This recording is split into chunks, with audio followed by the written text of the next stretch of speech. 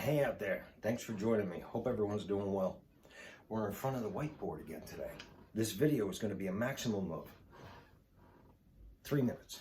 We're going to be talking about analysis paralysis, how it applied to me, how it applies to you, and why you got to get rid of it. Analysis paralysis is overanalyzing or overthinking a situation. In this case, real estate. If you're like me, you look at so many pieces of property and then talk yourself out of putting the offer in on, pulling that trigger. I'm a firm believer that once you pull the trigger, analysis paralysis doesn't go away, but it minimizes at least. Let me just show you real fast. I'm not going to talk too much about this, but the opposite side of the spectrum, extinct by instinct. That's like willy-nilly, let me put an offer in on every piece of property. Let me not take a look at the comps in the area. Let me not talk to professionals, things like that. I'm not saying that at all. I'm not saying just to jump in without thinking about it. I am saying you can think about it, and yes, it is a risk, but don't get paralyzed. Don't get paralyzed by the fear. Where's the fear come from? Fear comes from inside our own heads. I mean, especially if you never did this before. I mean, I don't know what I'm doing. I'm not an expert. People will laugh at me. I got to be successful, or this is going to happen. This is going to happen. The house could fall down. You get the point. That comes from fear. Besides our own mind, we can also have something out there called naysayers. I've mentioned that in other videos. I really do think that these people mean well, but they're also dream squashers. One naysayer that you may not recognize is a realtor. If you're going out looking at pieces of property and you're working with a realtor that all they see is the problems in the property, then you might want to get another realtor.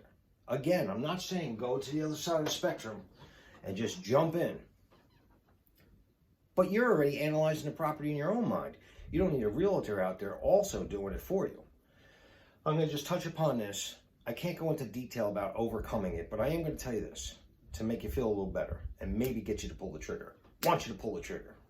And you can call me and we'll analyze the deal together. You have these people in your corner and you may not even realize it. Sure, you have the home inspector that you can hire and they can go out, they can analyze the property. However, I want to talk about paralysis from analysis. Try to get one of those multi-sheets of the inspection report. They got everything on there. Peeling paint. Anyway, you get the point there. But you got some other protectionary mechanisms in place. The lender, if you're using a lender, if you're paying cash, then you're not going to have this, but most people aren't paying cash, especially for a first deal. Your lender's not going to lend on a piece of property that's fallen down. Yes, they do, or no, they do not go out there and inspect the property like a home inspector would. But they do a lot of things behind the scenes. They're not going to just lend on any piece of property. They're on your side. I mean, they're getting paid for it. Attorney. If you're in Jersey, you're using an attorney. The attorney has your best interest in mind. He's going to help you. Title company. I don't know if this is a fear of everybody, but when I first got into it, I used to think, what if I'm not really buying the property off the actual seller? If you got title because you're getting a loan, then you're going to have title insurance. It's your property. And last but not least, the appraiser.